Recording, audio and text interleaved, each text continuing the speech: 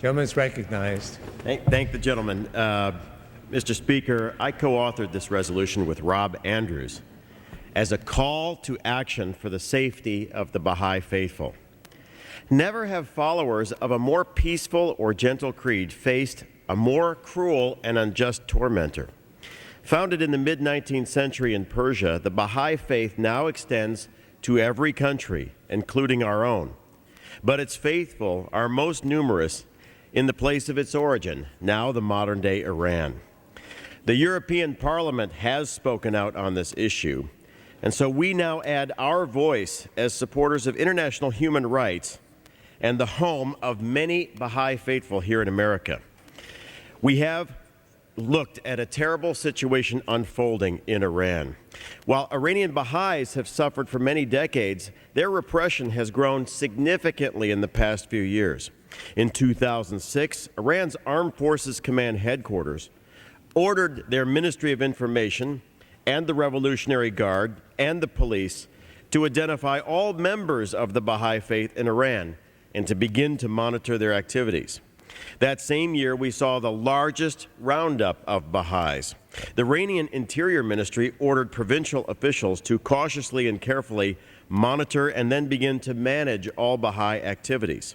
The Central Security Office of Iran's Ministry of Science, Research and Technology ordered 81 Iranian universities to expel any student discovered of being a Baha'i. In 2007, the situation worsened. More than two-thirds of Baha'is enrolled in universities were expelled once they were identified. Police entered Baha'i homes and businesses to collect details on family members.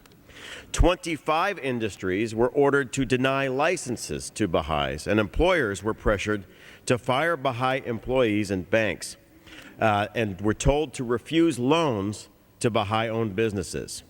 As we heard before, Baha'i cemeteries were also destroyed. Now, in November of 2007, 3 Baha'i youths, Ms. Rahat Sabet, Mr. Sasan Takva, and Ms. Haleh Ruhi, were all detained for educating underprivileged children.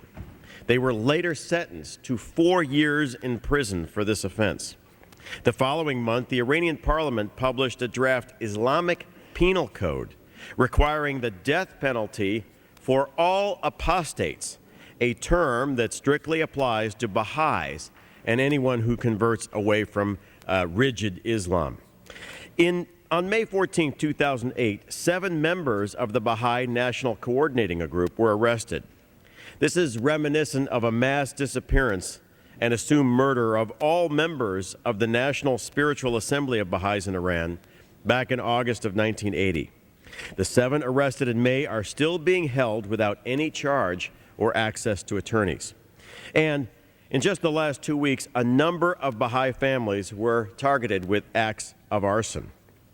This is government-sponsored persecution, and we in the Congress should not be silent as Iran sets up the mechanism to ethnically cleanse its Baha'i minority, totaling over 250,000 human beings.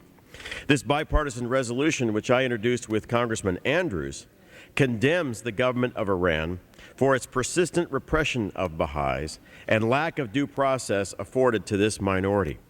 Our resolution calls upon Iran to immediately release 3 Baha'i youths and to reject the draft Islamic penal code requiring the death penalty for all apostates.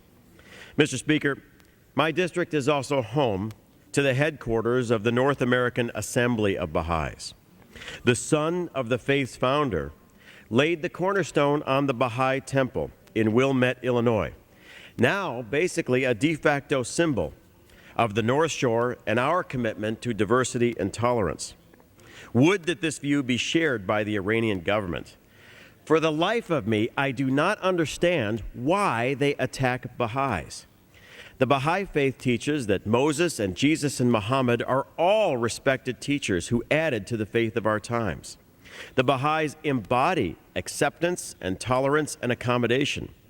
They have a faith which renders them incapable of being a threat to a government. So it is up to us to speak for them. It's up to us to hold up a mirror to the Iranian government to show it as a vicious and cruel state. We have seen this movie before, but they have worn other uniforms in other countries. It is my hope that we can make this call to action to join with the European Parliament. We can help change the ending of this flick so that hundreds of thousands of Baha'is may one day be able to sleep well in future days, knowing that the great democracies from across the seas in Europe and America watch over them. I urge the adoption of this Kirk Andrews resolution and mightily thank the chairman of the committee, Ms. Ross Lightnin, and the chairman of the subcommittee, Mr. Chabot, for help bringing this before America's Parliament and calling real attention to help avert what could be a new crime of the century. And yield back. Gentleman yields back. Gentleman from California. Mr. Speaker, I have no further requests for time, and therefore I reserve the balance of my time. Gentleman reserves his time. Gentleman from Ohio. Mr. Speaker, we have no further speakers, and we'll yield back our time. Gentleman yields back. Gentleman from California. Mr. Speaker, I yield back the balance of my time. All time has expired. The question is, will the House suspend the rules and agree to House Resolution 1008 as amended? Those in favor say aye. Opposed say no. In the opinion of the chair, being in the affirmative, the rules are suspended. The resolution is agreed to. On that, I ask for a recorded vote. This gentleman asks for the yeas and nays. I ask for the yeas and nays. The yeas and nays are requested. All those in favor of taking this vote by yeas and nays will rise and remain standing until counted. A sufficient number having risen, the yeas and nays are ordered. Pursuant to Clause 8 of Rule 20 and the Chair's prior announcement, further proceedings on this motion will be postponed.